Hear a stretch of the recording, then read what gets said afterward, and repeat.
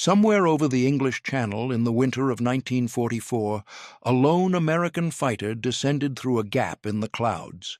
Below, 9 German aircraft flew in tight formation, unaware of the shadow falling toward them. The Corsair's engine had been throttled back to near silence. Its pilot had painted the aircraft in colors no manual had authorized. The first German pilot to die never saw what killed him. Neither did the second. By the time the formation scattered, 3 aircraft were falling. The question that haunted Allied intelligence for weeks was simple.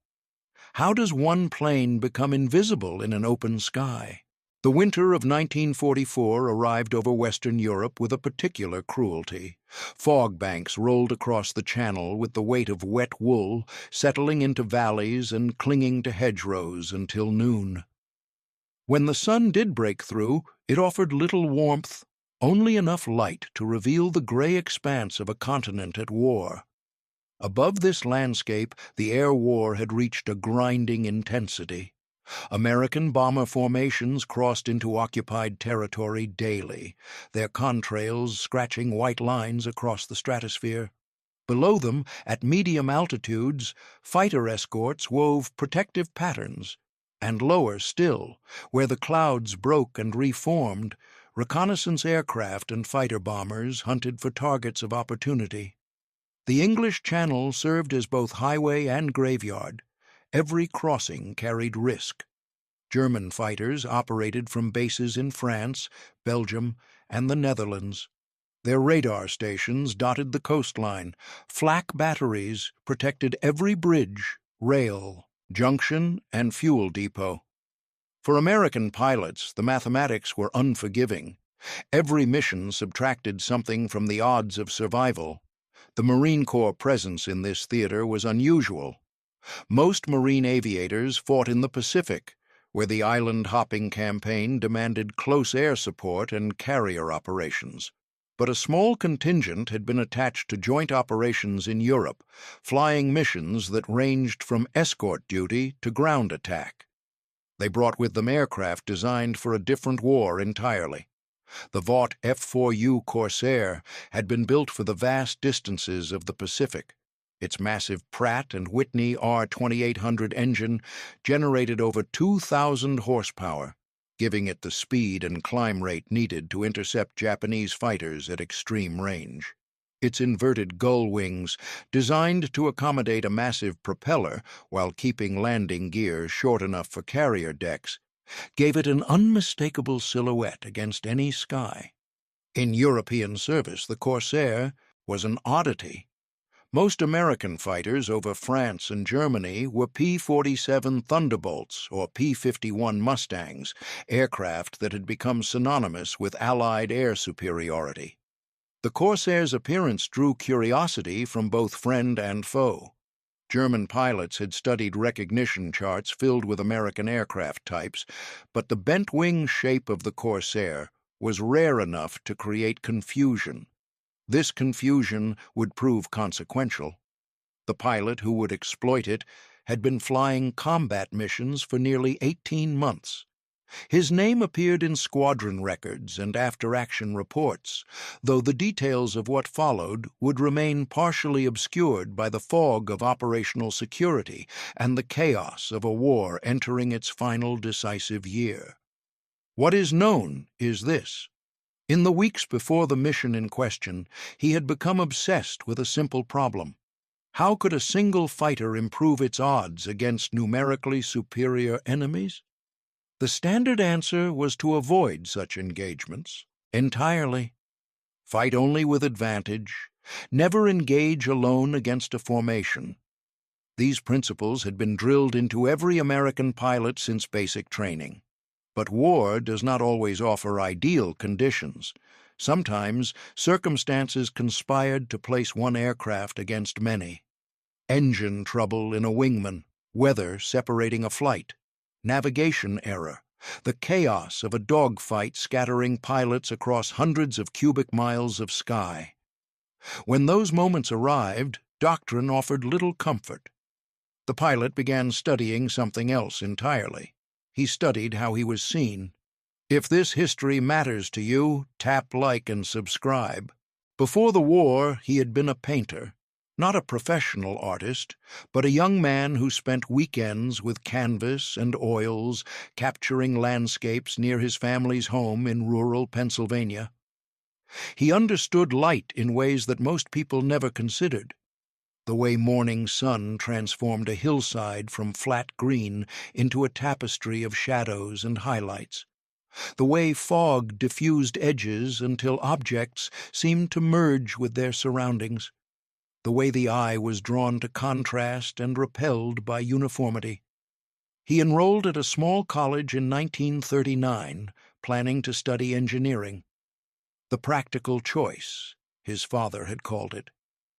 Art was fine for weekends, but a man needed a trade. The compromise satisfied no one, but it provided structure during years when the world was beginning to burn. News from Europe arrived in fragments, Poland falling in weeks, France collapsing the following spring, Britain standing alone against nightly bombing raids. The young engineering student followed these events with the same detached fascination most Americans felt. The war was real, but it was far away. An ocean served as both barrier and excuse. Pearl Harbor ended the distance. He enlisted in the Marine Corps in January of 1942, 3 weeks after his 21st birthday. The choice of branch was deliberate. His older brother had served in the Marines during the late 1930s, and family loyalty mattered in ways that transcended logic. Aviation selection came 6 months later, after aptitude tests revealed the spatial reasoning skills that his painting had quietly developed. Flight training consumed the next year. Primary instruction in yellow Stearman biplanes, basic training in heavier aircraft, advanced training in fighters. Each phase eliminated candidates. Washed out for air sickness, washed out for slow reflexes, washed out for inability to handle the psychological pressure of formation flying. The attrition rate approached 50%. He survived each cut with adequate but not exceptional scores. His instructors noted solid stick and rudder skills, good situational awareness, and an unusual tendency to ask questions about aircraft systems that went beyond standard curriculum. He wanted to know not just how to fly, but why aircraft behaved as they did, why certain paint schemes were used, why cockpits were arranged in particular configurations, why some aircraft were easier to spot at distance than others. These questions marked him as either curious or troublesome, depending on who was judging. His first combat assignment came in the Pacific, where the air war above Guadalcanal and the Solomon Islands had become a daily contest of attrition. He flew Corsairs against Japanese fighters and bombers, learning the hard lessons that no training could fully prepare a pilot to absorb. He learned that combat happened faster than thought, that decisions made in fractions of seconds determined who lived and who died, that the enemy was not an abstract concept, but young men in other cockpits, equally terrified, equally determined. He learned that survival often depended on factors beyond skill: weather, luck, the random mechanics of where bullets traveled through three-dimensional space. He also learned something that would prove essential later. He learned that he was easier to see than his opponents. The discovery came during a mission over the Slot, the channel between the Solomon Islands that served as a highway for Japanese naval reinforcement. His flight had been vectored toward a reported convoy, only to find empty ocean. On the return, a group of Japanese fighters descended from higher altitude, apparently having spotted the American formation from miles away. The engagement that followed was brief and inconclusive. Both sides traded passes without decisive result. But in the aftermath, during the debrief, one detail nagged at him. The Japanese had seen them first. They had positioned themselves for the bounce with precision that suggested long visual contact. He began wondering why. The American aircraft of 1943 wore paint schemes designed by committees. The reasoning behind these schemes was logical in the sterile environment of procurement offices, but it often failed to account for the actual conditions of aerial combat. Standard Navy and Marine Corps fighters received a two-tone pattern: sea blue on upper surfaces, intended to blend with ocean when viewed from above; lighter blue or gray on lower surfaces, intended to blend with sky when viewed from below. The national insignia, a white star in a blue circle, was applied to wings and fuselage in positions dictated by regulation. This scheme worked well enough for its intended purpose. Ships looking up at defending fighters saw aircraft that merged with the overcast. Submarines scanning the horizon saw shapes that faded into the ocean background. The paint was designed for the horizontal battle, where threats came from the surface. But air combat rarely happened on a single plane. Fighters climbed and dove, they turned and rolled. They presented every possible angle to enemy observers, and at those angles, the contrast between upper and lower surfaces created sharp visual edges that the human eye detected with remarkable efficiency. The pilot began keeping notes. After every mission, he recorded the conditions under which he had spotted enemy aircraft and the conditions under which he had been spotted in return. He noted sun angle, cloud cover, altitude differential, and approach vector. He sketched diagrams of aircraft positions at the moment of first visual contact. Patterns emerged. Aircraft silhouetted against bright sky were visible at extreme range. Aircraft viewed against dark terrain became harder to track. But the most interesting observation involved intermediate conditions. Aircraft flying at the same altitude, against backgrounds of mixed cloud and blue sky, showed wildly varying visibility depending on their paint schemes and their orientation. He realized that the problem was not brightness alone, the problem was contrast. The human eye evolved to detect edges and boundaries. In a natural environment, these edges often indicate threats: a predator emerging from forest, a cliff edge approaching. The visual system is tuned to recognize sudden transitions from one color or brightness to another. Standard aircraft camouflage inadvertently created exactly these transitions. The line between sea blue and sky blue on a Corsair's fuselage formed a distinct boundary that the eye could track even when individual colors blended with background. The white star insignia, essential for identification, served as a high-contrast marker visible for miles. The pilot began to understand that he was not flying an aircraft, he was flying a target. Meanwhile, the air war in the Pacific was shifting. American advances through the Solomon Islands and toward the Philippines had been purchased with blood. Each island taken brought new airfields into American hands and reduced the range advantage that Japanese forces had enjoyed. But the cost in aircraft and pilots remained severe. Intelligence reports indicated that Japanese aviators were receiving degraded training. The attrition of experienced pilots meant that replacements arrived at frontline units with fewer flight hours and less combat instruction. This should have provided American advantages, and in many ways it did. But it also meant something else. Less experienced pilots relied more heavily on basic visual acquisition skills. They searched for aircraft by pattern recognition. They looked for the shapes and colors they had been trained to identify.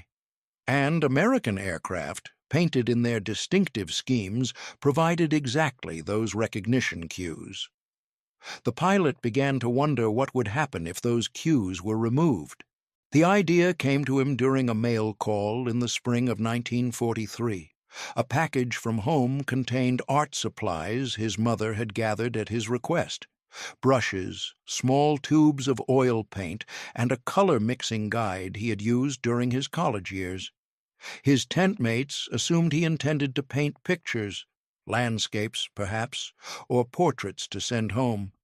The assumption was reasonable. Many servicemen filled their idle hours with creative pursuits, but the pilot had something else in mind. He began with small experiments. Cardboard scraps painted in various patterns, held at distance and observed against different backgrounds. He photographed these tests when film was available, comparing results. He consulted engineering manuals on optical perception and human vision that he had requested through the unit's library system. The results confirmed his intuition. Solid colors, even colors that matched backgrounds closely, created distinct shapes that the eye could track. But patterns that broke up the outline of an object, that disrupted the boundary between figure and ground, made that object significantly harder to detect. Nature had understood this principle for millions of years. The stripes of a tiger were not random. They broke the animal's silhouette against the vertical lines of grass and bamboo. The spots of a leopard fragmented its form against the dappled light of a forest floor. The countershading of a fish made it nearly invisible from above and below. Why should aircraft be any different? He brought his findings to his squadron commander in June of 1943. The reception was polite but unenthusiastic. The commander pointed out that aircraft paint schemes were determined by Bureau of Aeronautics specifications. Individual pilots did not have authority to modify their aircraft's appearance. Furthermore, any unauthorized markings could create identification problems. Friendly fire incidents were already too common. Adding non-standard camouflage would only make matters worse. The pilot accepted the rejection without argument, but he did not abandon the idea. Instead, he began working within the constraints he faced. He could not paint his aircraft without authorization, but he could study the problem more rigorously. He could gather data. He could build a case that might eventually convince authority to listen. His transfer to the European theater came in late 1943, part of a small Marine contingent assigned to joint operations with Army Air Forces units. The move disrupted his experiments, but provided new opportunities. European conditions differed markedly from the Pacific. Weather was more variable. Terrain presented different visual backgrounds, and the enemy aircraft he faced had their own camouflage philosophies developed through years of combat over Europe. German fighters wore schemes designed for continental operations, upper surfaces in mottled grays and greens, lower surfaces in lighter gray or pale blue. These patterns had evolved through trial and error, adapted to the forests and farmland of Central Europe. American pilots in Europe reported that German aircraft were often difficult to spot against ground clutter. The mottled patterns broke up aircraft outlines in ways that solid American colors did not achieve. The pilot noted this with interest. His opportunity came in January of 1944, when his squadron was temporarily assigned to a forward airfield in southern England. The base was small, improvised from farmland with minimal administrative oversight. The maintenance crews were overworked, focused on keeping aircraft flying rather than enforcing paint regulations. He approached the crew chief responsible for his Corsair with a proposal. The aircraft had suffered minor damage during a recent mission and required touch-up painting anyway. What if that touch-up included some additional work? Nothing that would permanently alter the aircraft. Nothing that could not be removed if ordered. Just some experimental patterns that might prove useful in combat. The crew chief was skeptical but not opposed. He had flown as a waist gunner on B-17s before a back injury grounded him, and he understood the life-and-death stakes of aerial combat better than most administrators. If the pilot believed this would help him survive, the crew chief was willing to look the other way. The work began the following night. The Corsair sat in a revetment at the edge of the airfield, partially hidden by canvas tarps that the crew chief had arranged to obscure the unauthorized modifications. The pilot worked in the hours after midnight, when activity on the base had dropped to minimum levels and his presence near his own aircraft would draw little attention. The paint had been requisitioned through creative interpretation of supply procedures. Some came from aircraft touch-up stocks. Some came from ground vehicle supplies. Some had been mixed from pigments obtained through barter with British units stationed nearby. The result was a palette of grays, greens, and dark blues that no official specification had ever authorized. The pilot's approach drew on everything he had learned. The basic scheme retained the darker upper surfaces, but now those surfaces were broken by irregular patches of lighter gray and muted green. The transitions between colors were soft, blended rather than sharp, eliminating the hard edges that his experiments had shown were so visible at distance. The undersurfaces received similar treatment. Instead of uniform light gray, they now carried subtle variations in tone that mimicked the way overcast sky actually appeared, with areas of brighter and darker gray that changed with viewing angle. The national insignia presented a particular challenge. It could not be removed without creating serious identification problems, but it could be modified. The pilot reduced the white portions, using off-white paint that lowered contrast while remaining visible for positive identification at close range. The blue circle was extended and blurred at its edges, breaking the perfect geometric shape that the eye tracked so efficiently. Most critically, the pilot addressed the boundaries of the aircraft itself. The Corsair's distinctive gull wing created a recognizable silhouette at almost any angle. To disrupt this, he applied patterns that extended across wing and fuselage in ways that obscured where one surface ended and another began. From certain angles, these patterns made portions of the aircraft seem to disappear entirely, as if the machine were fragmenting against its background. The work took 3 nights to complete. On the morning of the 4th day, the pilot removed the tarps and examined his aircraft in daylight for the first time. The Corsair looked strange, wrong somehow, as if it had been damaged or abandoned. The patterns created an unsettling optical effect, making it difficult to judge the aircraft's exact shape or size. Standing 50 yards away, the pilot found his eyes sliding past the machine, struggling to focus on it clearly. He felt the first real hope he had experienced in months. The first combat test came 4 days later, during a fighter sweep over occupied France. The mission profile called for 4 Corsairs to patrol an area south of Calais, engaging targets of opportunity and providing early warning if German formations were detected approaching the Channel. Weather conditions that morning were typical for January. Broken clouds between 8,000 and 12,000 feet. Haze limiting visibility to perhaps 10 miles at altitude. Occasional gaps in the undercast revealing the gray-brown terrain of winter farmland below. The flight launched at 0830 and crossed the Channel without incident. Over France, the formation spread into a search pattern, each pilot scanning assigned sectors while maintaining visual contact with wingmen. 40 minutes into the patrol, the flight leader called a warning. Aircraft sighted to the southeast, altitude approximately 10,000 feet, bearing 140. Counting 9 bandits, formation appeared to be German fighters, possibly Focke-Wulf 190s. Standard doctrine in this situation was clear. 4 aircraft against 9 was unfavorable odds. The flight should maintain formation, report the contact, and withdraw unless engagement was unavoidable. Seeking combat against a numerically superior enemy, especially when that enemy held position and altitude advantage, violated every principle of fighter tactics. But the flight leader made a different calculation. The German formation appeared to be flying a predictable course, likely transiting between bases rather than actively hunting.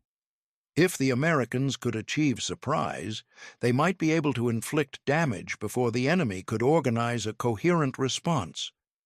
He ordered the flight to climb into the cloud layer above, using the concealment to work around to the southeast, positioning for a diving attack from the sun.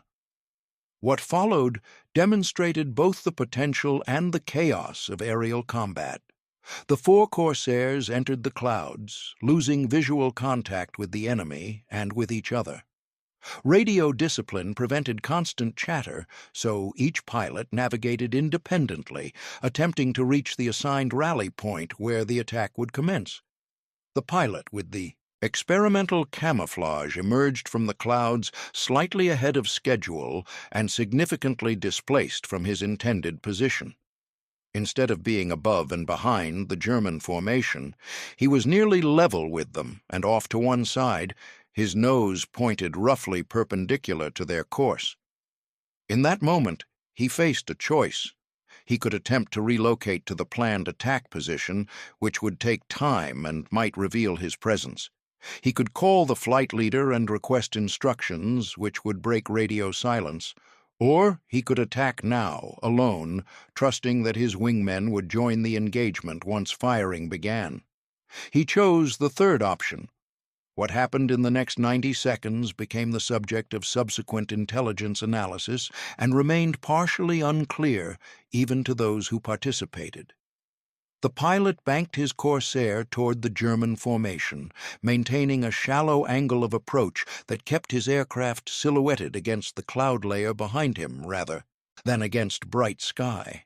His throttle was partially retarded, reducing the noise signature of his approach and minimizing the visual cue of exhaust smoke. The Germans did not react. He closed to effective gun range, less than 300 yards, before the formation showed any sign of awareness. By then, his finger was already on the trigger. The Corsair's 650 caliber machine guns fired in a concentrated burst that raked across the rightmost element of the German formation. The lead aircraft of that element shed pieces and began trailing smoke immediately. The wingman, attempting to evade, broke hard into the American's path and took hits across the engine cowling and cockpit area. By the time the other 7 German aircraft began defensive maneuvers, the pilot was already through the formation and diving for the cloud layer below. The remaining Corsairs arrived seconds later, adding to the confusion. The German formation, already scattered by the first attack, never reformed into a coherent defensive group. Individual dogfights broke out across a cubic mile of sky, the kind of chaotic fur ball that favored whoever could maintain situational awareness longest. The pilot with the experimental camouflage did not re-engage immediately. Instead, he circled below the cloud layer, climbing back toward the combat from an unexpected direction. When he rejoined the battle, he found the surviving German aircraft attempting to disengage, diving toward their home airfield. One straggler, an FW-190 trailing glycol smoke from a damaged cooling system, was limping behind the others at reduced speed.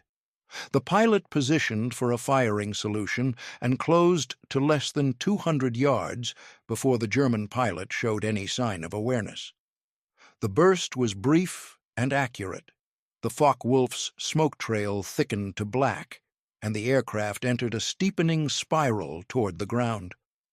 The flight reformed south of the engagement area and returned to England without further contact. Debriefing revealed the full scope of what had occurred. Of 9 German aircraft engaged, 3 had been destroyed with confirmed crashes. 2 additional aircraft showed significant damage and were assessed as probables. American losses were 0, though 1 Corsair returned with bullet holes in the tail section from a brief exchange during the main engagement. Intelligence officers were particularly interested in one detail. Multiple German aircraft had passed within easy visual range of the experimental Corsair without reacting. Photographic evidence from gun cameras showed German pilots looking toward the American aircraft and apparently failing to identify it as a threat. The camouflage had worked. The aftermath of the January engagement generated interest at levels well above the squadron. An intelligence officer from 8th Air Force Headquarters visited the forward base 2 weeks later, accompanied by a civilian specialist in optical engineering who had been working on related camouflage problems. They examined the modified Corsair in detail, photographing it from multiple angles and in various lighting conditions. They interviewed the pilot about his design process and his observations during combat. They collected the gun camera footage and the after-action reports. Their conclusions, submitted in a classified memorandum dated February 1944, acknowledged that the experimental camouflage had demonstrated measurable effectiveness under the specific conditions of the January engagement. However, they also noted significant concerns about replicating the approach at scale. First, the paint patterns had been designed for specific environmental conditions. European winter weather, with its predominant overcast and muted terrain colors, differed substantially from Pacific tropical conditions or the clear skies of high-altitude bomber escort. A camouflage scheme optimized for one environment might prove counterproductive in another. Second, the modified national insignia created genuine identification risks. In the confusion of combat, Allied pilots needed to distinguish friend from foe in fractions of seconds. Any modification that impaired this recognition, even slightly, could result in friendly fire incidents that might exceed the benefits of reduced enemy detection. Third, standardized production and maintenance procedures depended on uniform paint specifications. Implementing individually customized camouflage for thousands of aircraft would require infrastructure changes that were impractical during wartime operations. The memorandum recommended continued study rather than immediate implementation, but the recommendations were not entirely negative. The civilian engineer proposed a series of controlled experiments that would evaluate camouflage principles under standardized conditions. He suggested that certain elements of the pilot's approach, particularly the disruption of aircraft outlines through boundary-breaking patterns, might be incorporated into future specifications without requiring complete scheme redesign. These experiments proceeded through the spring of 1944, though the pilot who had initiated the investigation was not directly involved. His unit rotated to different missions, conducting ground attack operations in support of the Normandy invasion preparations. Meanwhile, the principles he had explored began influencing broader discussions about aircraft visibility.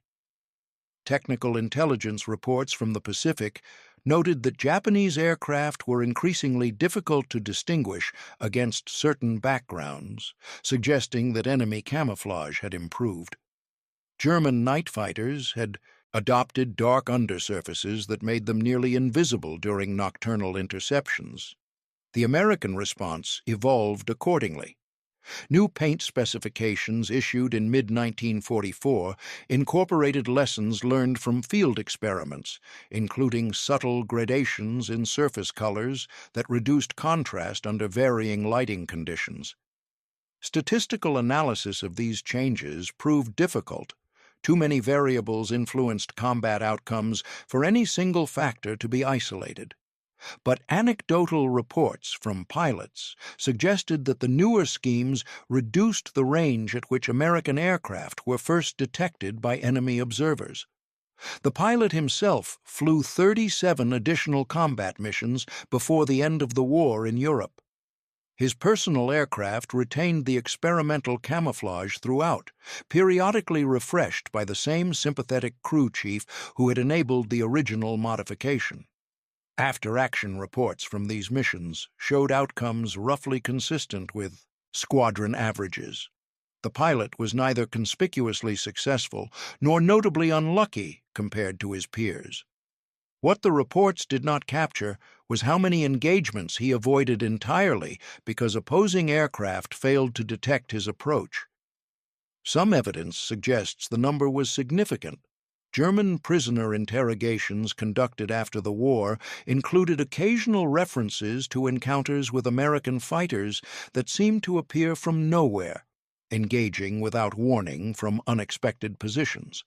The specific aircraft types mentioned varied, but the descriptions often included confusion about where the threat had originated. The fog of war obscured many such details. Individual combats were rarely documented from both perspectives. The experiences of pilots who did not survive could not be recorded. What remained were fragments pieced together by historians in subsequent decades. The pilot returned to Pennsylvania in September of 1945, one of millions of American servicemen transitioning back to civilian life. He completed his engineering degree on the GI Bill and took a position with an aviation manufacturer, working on systems that had nothing to do with camouflage. He rarely spoke about his wartime experiments. The classified nature of the intelligence reports he had contributed to may have influenced this reticence. Or perhaps, like many veterans, he simply preferred not to revisit a period of his life marked by violence and loss. His personnel records show a conventional post-war career. Marriage in 1948, children in 1950 and 1953, promotions that reflected competence without brilliance, retirement in 1982 from a company that had been absorbed by a larger conglomerate a decade earlier.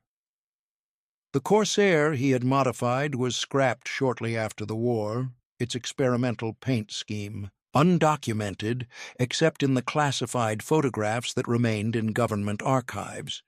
These photographs were eventually declassified in the 1980s, though by then few people remained who understood their significance. The broader legacy of his work proved more substantial than any individual record could capture. The principles he had identified, the disruption of outlines, the softening of color transitions, the importance of viewing angle and background conditions became fundamental to aircraft camouflage design in subsequent decades. Modern stealth technology extends these principles into realms he could not have imagined. Radar-absorbing materials and angular geometry achieve in the electromagnetic spectrum what his paint achieved in the visible spectrum. The goal remains the same: to be present without being perceived, to occupy space while denying observers the information they need to locate and engage. But the most human element of his story transcends technology entirely. He saw a problem that experts had overlooked. He pursued a solution through patient observation and systematic experimentation. He accepted rejection from authority without abandoning his conviction. And he tested his ideas in the most demanding laboratory available, the unforgiving arena of combat, where failure meant death. This pattern appears throughout the history of military innovation. Individuals noticing discrepancies between official doctrine and observed reality, unauthorized experiments conducted in defiance of bureaucratic caution, small modifications that propagate through organizations as their effectiveness becomes undeniable. The specific contribution of one Marine pilot, with an artist's understanding of light and shadow, cannot be measured with precision. The war produced millions of such stories, individual insights that accumulated into collective progress through mechanisms too complex for any single narrative to contain. What can be said is simpler and perhaps more important. In a sky filled with machines designed to kill, one man asked a question that others had not thought to ask. Why am I so easy to see? The answer he found saved lives, possibly including his own. The method he used, curiosity disciplined by evidence and tested by courage, offers a model that extends far beyond any single war or any single technology. He died in 1994, remembered by family and former colleagues as a quiet man who painted landscapes in his retirement. The paintings were unremarkable, competent renderings of Pennsylvania countryside that decorated the walls of relatives' homes. No museum collected them, no critic praised them. But those who looked closely at the work noticed something unusual. The paintings contained areas where objects seemed to disappear into their backgrounds, edges that the eye could not quite track, forms that emerged only after sustained attention. The artist had never stopped seeing the world as a problem of visibility and concealment, light and shadow, presence and absence.